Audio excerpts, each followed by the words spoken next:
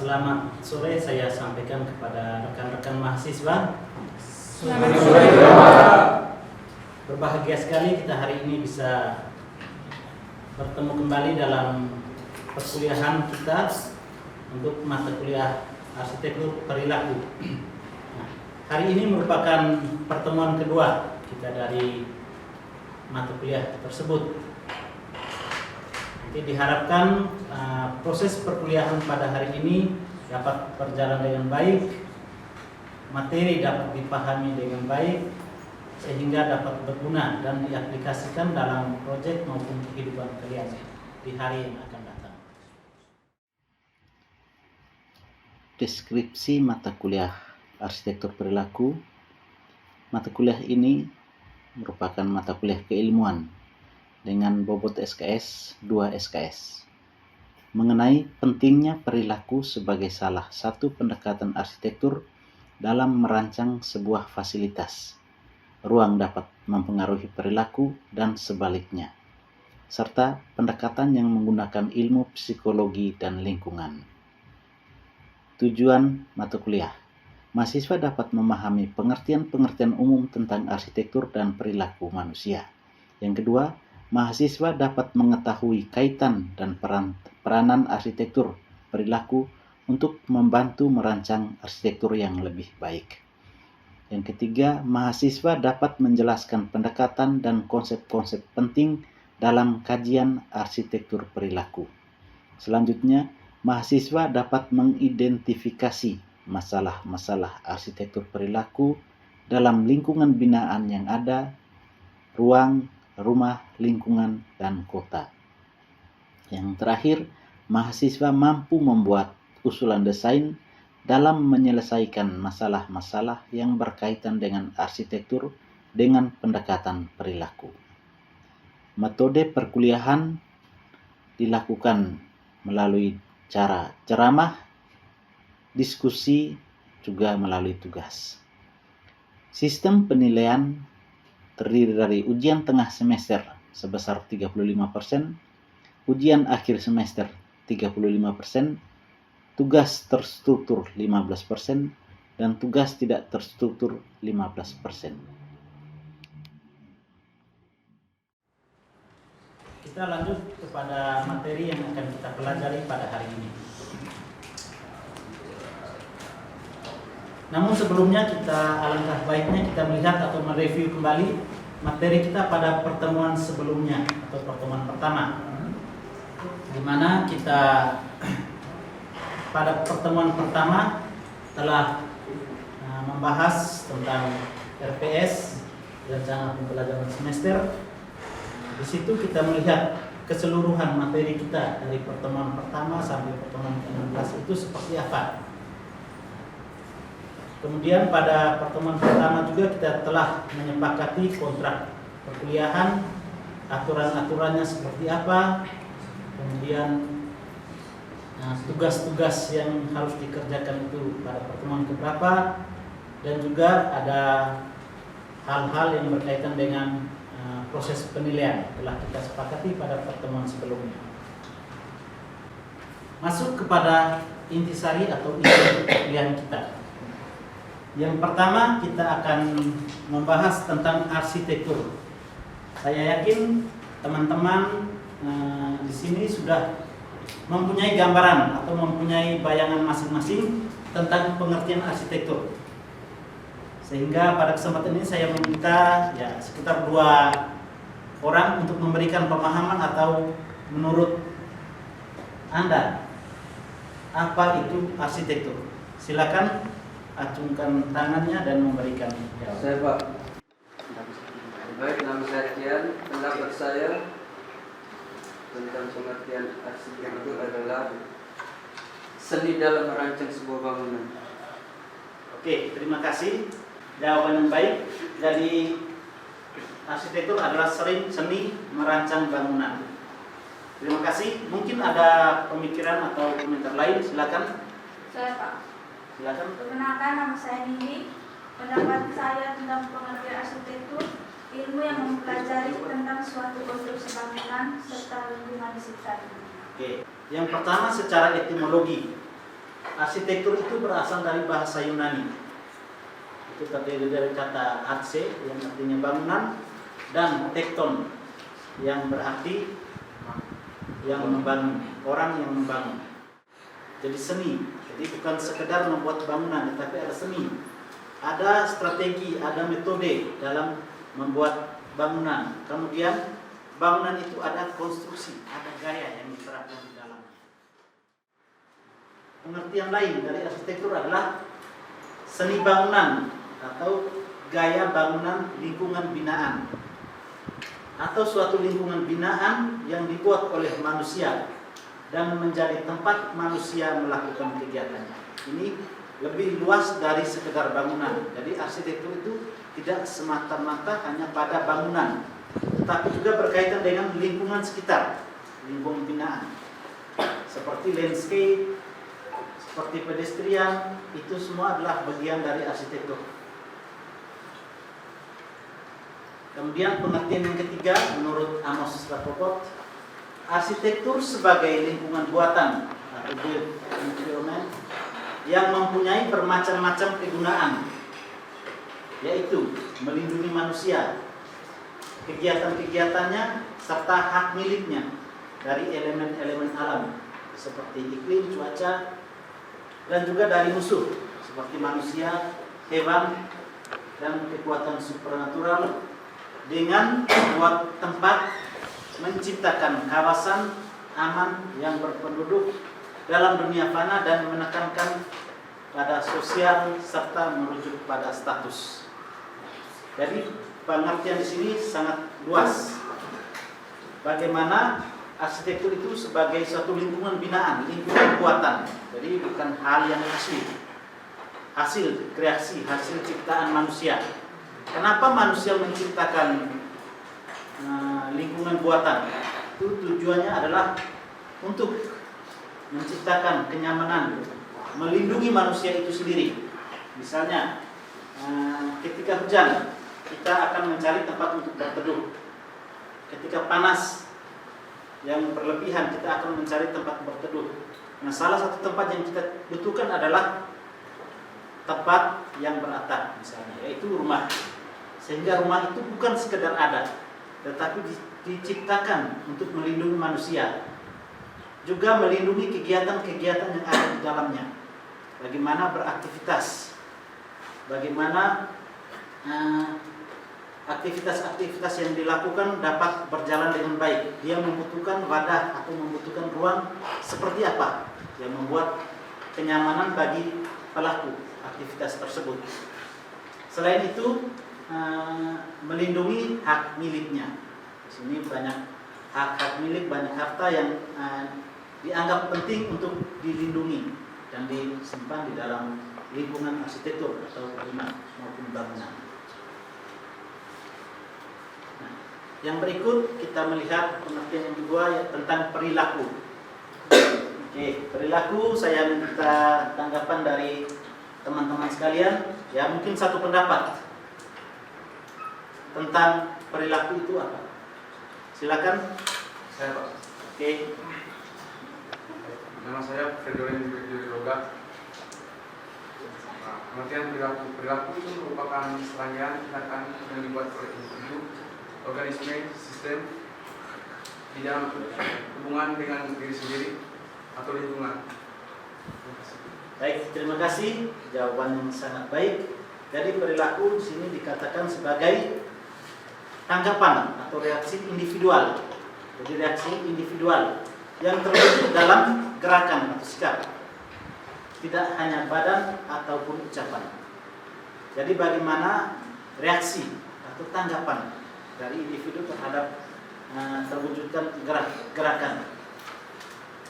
Pengertian perilaku yang berikut adalah hasil interaksi antara desakan dan keinginan yang ada di dalam diri individu atau kelompok dengan situasi atau kondisi sekitarnya.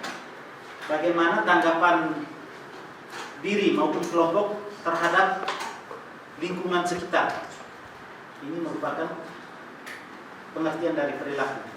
Apakah keadaan sekitar itu membuat kelompok atau individu itu melakukan reaksi atau tanggapan atau aktivitas seperti apa itu dipengaruhi oleh perilaku tersebut. Pengertian lain adalah perasaan atau tindakan individu atau kelompok yang menggambarkan rasa senang, gembira, nyaman, tertekan, sedih, sumpah, dan stres. Jadi ini merupakan pengertian perilaku. Bagaimana reaksi kelompok untuk mengungkapkan rasa senang, rasa sedih, tertekan, sumpah, maupun stres. Kemudian pengertian lain, perilaku merupakan keadaan jiwa, pendapat, pikiran, sikap untuk memberikan reaksi terhadap situasi yang ada di luar subjek. Dan yang terakhir, perilaku merupakan mekanisme yang menghubungkan karakteristik dari individu atau kelompok manusia dengan situasi atau kondisi setting. Jadi, perilaku itu merupakan reaksi manusia, respon manusia, baik secara pribadi, individu maupun secara kelompok, terhadap apa yang terjadi di sekitarnya. Apa yang terjadi pada lingkungan binaan sekitar. Itu merupakan pengertian dari perilaku. Kita sudah melihat pengertian arsitektur, juga telah melihat pengertian perilaku. Sekarang mari kita melihat atau menyimpulkan apa sih pengertian dari arsitektur perilaku.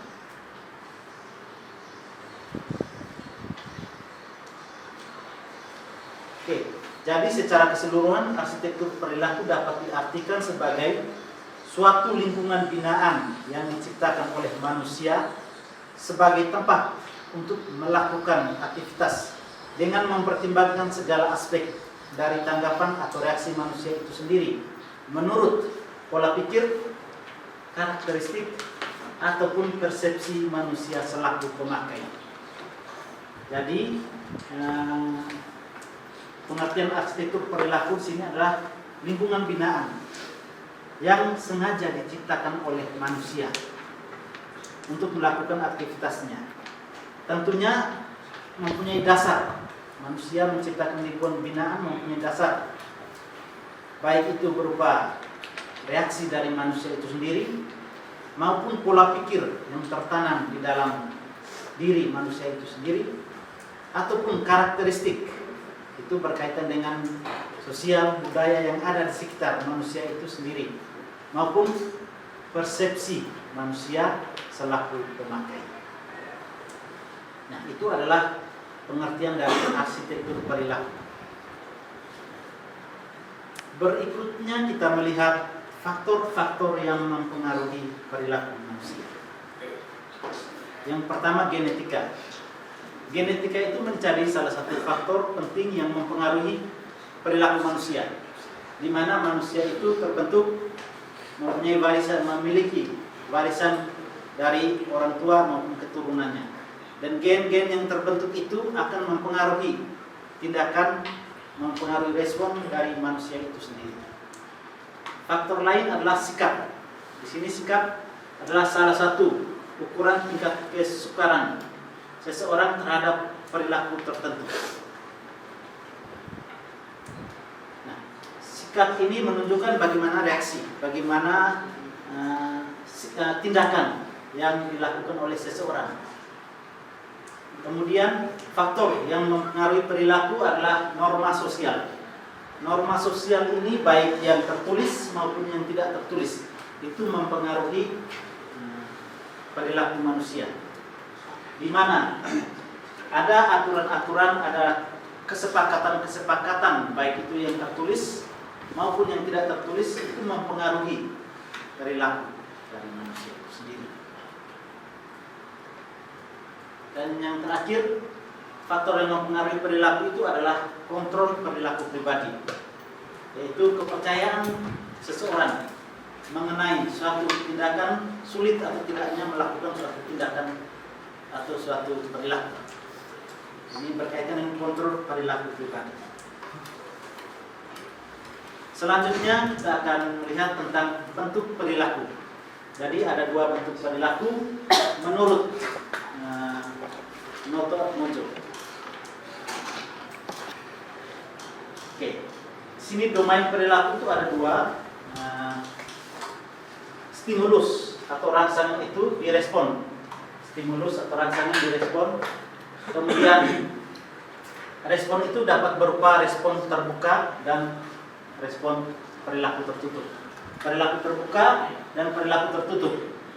Untuk perilaku tertutup atau reaksi tertutup itu dapat diamati melalui pengetahuan dan sikap. Karena dikatakan tertutup jadi tidak langsung diamati. Jadi melalui pengetahuan dan sikap, sehingga kita membutuhkan suatu analisis atau suatu proses untuk dapat mengetahui perilaku tersebut. Sedangkan untuk perilaku terbuka itu dapat diamati atau dilihat melalui tindakan nyata atau praktek. Jadi dia bersifat terbuka, langsung dapat diamati melalui tindakan atau praktek. Nah, menurut Benjamin Bloom membagi perilaku itu dalam 3 ranah atau 3 domain. Yang pertama kognitif, ada afektif, dan ada psikomotor.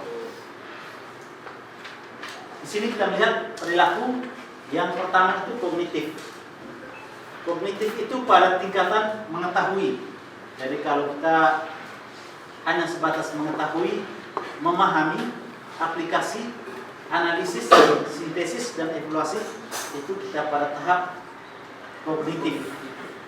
Sedangkan kalau untuk afektif itu sudah masuk pada tahap bagaimana kita menerima. Tidak hanya sekedar mengetahui, tetapi kita menerima, bagaimana kita merespon, bagaimana kita menghargai, dan kita beradopsi. Jadi itu ada 3 domain perilaku. Nah, lebih lanjut kita melihat ada 5 variabel perilaku. 5 variabel yang mempengaruhi perilaku manusia. Yang pertama adalah ruang. Nah, pada gambar yang pertama kita melihat di sini ilustrasi dari ruang. Dikatakan ruang apabila dia memiliki alas, memiliki lingkup maupun memiliki atap. Sekarang variabel fisik yang mempengaruhi perilaku manusia yang pertama itu ruang. Bagaimana kualitas sebuah ruang mempengaruhi perilaku manusia yang berada di dalamnya. Sebuah ruang yang nyaman, baik dari segi bentuk, penataan, warna, pencahayaan, temperatur, dan sebagainya. Apabila ruang itu nyaman bagi pelaku penghuni, bagi penghuni atau pelaku di dalamnya, maka aktivitas itu dapat berjalan dengan maksimal. Jadi di sini dikatakan kualitas ruang itu sangat berpengaruh terhadap perilaku manusia. Misalnya ruang yang sempit, ruang yang sempit, apabila dihuni oleh banyak orang, maka akan menyebabkan rasa ketidaknyamanan seperti panas, seperti merasa tertekan. Harus disesuaikan dengan fungsi yang akan dibadahi.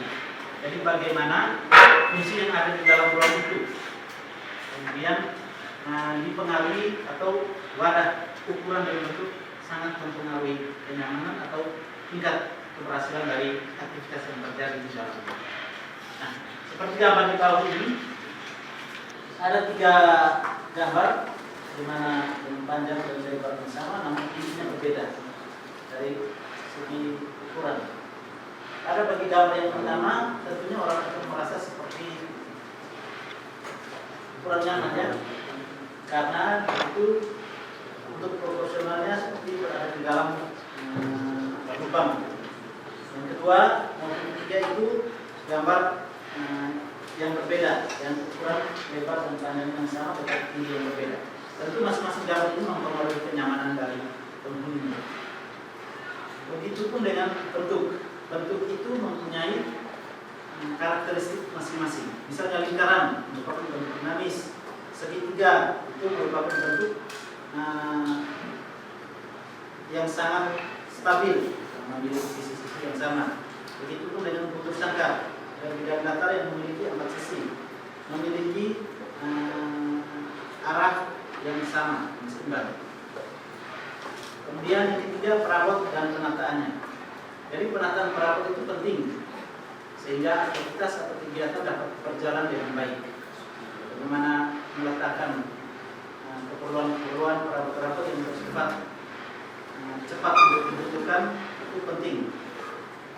Kemudian warna juga memiliki peranan penting. Seperti merah itu melambangkan apa, kesan positifnya apa, negatifnya apa, itu juga perlu diperhatikan dalam arsitektur perilaku. Dan yang terakhir, suara, temperatur maupun pencahayaan. Ini semua mempengaruhi sebagai variabel untuk mempengaruhi perilaku. Yang berikut prinsip-prinsip arsitektur perilaku. Lewat ini. Nah, sekarang kita melihat hubungan arsitektur dengan perilaku. Ini menjadi penting. Bagaimana hubungan arsitektur dengan perilaku? Jadi dia saling berkaitan. Bagaimana desain arsitektur mempengaruhi perilaku, juga perilaku mempengaruhi desain arsitektur. Yang pertama, perilaku manusia membentuk arsitektur. Nah, silakan memberikan komentar tentang gambar di bawah ini. Silakan. Oke, nama saya Bung saya menjawab hubungan arsitektur dan perilaku berdasarkan gambar yang ada di gerbang lain. Tunanetra yang berjalan dengan bantuan tongkat dan teks kebijakan dan dibangun khusus untuk orang-orang tunanetra. Baik, terima kasih atas jawabannya. Nah, jadi ini adalah salah satu contoh perilaku membentuk arsitektur. Lihat ini, pedestrian ini perilakunya yaitu dilewati oleh semua orang, termasuk orang dengan berkebutuhan khusus. Sehingga dari sisi arsitektur kita menatanya seperti apa? Kita membuat jalur khusus dengan penanda, misalnya untuk tunanetra dibuat jalur yang bertekstur sebagai penanda dia bahwa jalur mana yang kamu lewat. Yang berikut kita lihat gambar di sini ada taman kanak-kanak, itu didesain khusus memperhatikan dengan perilaku dari anak-anak, ketinggian meja, ketinggian kursi, warna, peletakan mainan itu dipengaruhi oleh perilaku anak-anak. Kemudian yang kedua kita melihat arsitektur membentuk perilaku. Saya minta komentarnya untuk gambar ini. Silakan.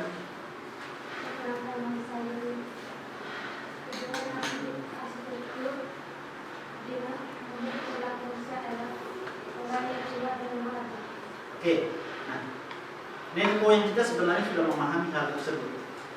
Kita lihat pada gambar ini sengaja arsitektur diciptakan untuk membentuk perilaku. Pada bangunan rumah adat, khususnya bangunan tradisional Embelio, itu pintu dibuat sangat rendah, sekitar 1,5 meter kosen pintu, sehingga siapapun yang masuk situ harus menundukkan kepala. Menundukkan kepala secara arsitektur adalah bagaimana supaya dia bisa melewati batasannya itu. Tetapi secara psikologi itu,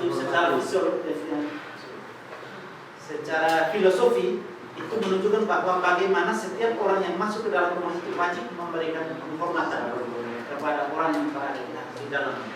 Jadi kita diberikan sengaja supaya menunduk pada orang yang berada di dalam. Nah, pada gambar berikut ini adalah contoh bangunan gereja. Bangunan gereja itu diarahkan untuk fokus kita pada mimbar atau altar, sehingga kita masuk, fokus kita sudah terbagi. Kita harus fokus pada tujuan utama kita untuk berdoa. Begitupun dengan pagar pembatas yang dibatasi dengan duri, kawat duri. Nah, ini membentuk perilaku supaya kita tidak boleh melintasi jalur tersebut. Berikut akan dijelaskan atau sedikit sharing dari hasil penelitian saya tentang hal yang berkaitan dengan arsitektur dan perilaku. Ini bisa diakses melalui situs yang ada pada layar di depan. Jadi untuk mempelajari lebih jauh sudah melihat. Tetapi pada hari ini saya memberikan gambaran bahwa dalam penelitian saya di tahun 2019 itu saya meneliti tentang tradisi membangun rumah dengan pendekatan arsitektur kearifan lokal di Desa Pinebani, Kabupaten Embong. pada penelitian ini saya mengamati atau melihat suatu kehidupan masyarakat, khususnya masyarakat Tinebani. Jadi bagaimana proses mereka membangun sebuah rumah, di mana pada daerah tersebut kaitan antara masyarakat kehidupan sosial dengan budayanya sangat tinggi, masih terjaga. Sehingga hasil yang diperoleh dari penelitian tersebut adalah mendapatkan pola perkampungan desa. Untuk perkampungan mereka mengikuti topografi, di mana pada daerah tersebut dengan kemiringan sekitar 30 derajat. Jadi pola penataan rumah mengikuti pola topografi.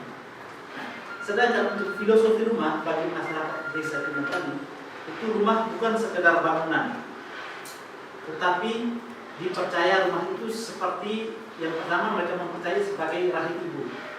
Bagaimana kita berada dalam rahim ibu, berada di dalam rumah, sehingga rumah itu diperlakukan secara khusus.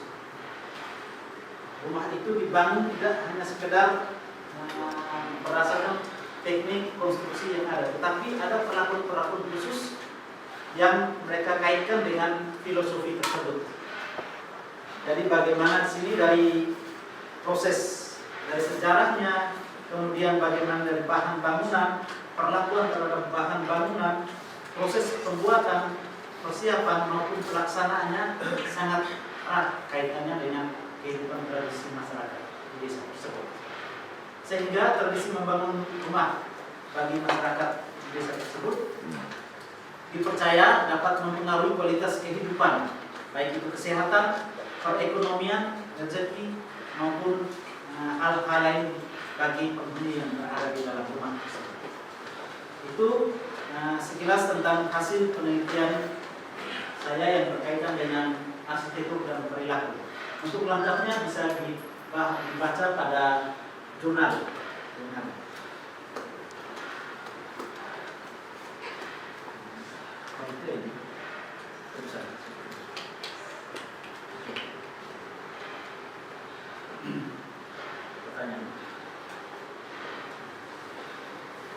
Selanjutnya kita lanjutkan dengan diskusi. Jadi saya meminta di sini ada beberapa pertanyaan dari teman-teman mahasiswa berkaitan dengan materi kita pada hari ini untuk kita diskusikan.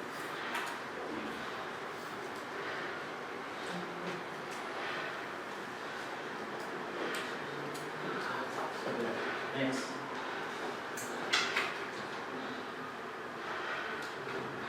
Baik, setelah mengikuti perkuliahan ini, saya diberikan tugas mandiri. Jadi masing-masing mahasiswa wajib mengerjakan tugas memberikan satu contoh arsitektur membentuk perilaku yang ada di sekitar kalian, dan juga satu contoh perilaku membentuk arsitektur yang ada di sekitar kalian. Tugas mandiri masing-masing akan dikumpulkan pada pertemuan berikutnya. Sejauh ini ada pertanyaan yang untuk kita kayakkan sudah. Biasa. Oh, sudah. Setelah pertanyaan itu sedikit saja. Kenapa ternyata 30 menit itu cepat saja. Baik, terima kasih.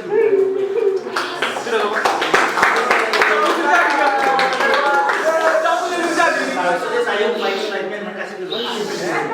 Kesimpulan terjadi nggak Pak? Kesimpulan. Baik. Bisa.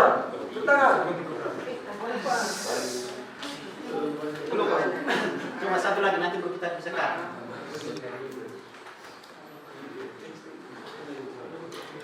Itu salah. Siap, oke. Baik, terima kasih untuk kesediaan dari teman-teman dalam mengikuti perkuliahan ini. Kalau lebih rileks, ulang.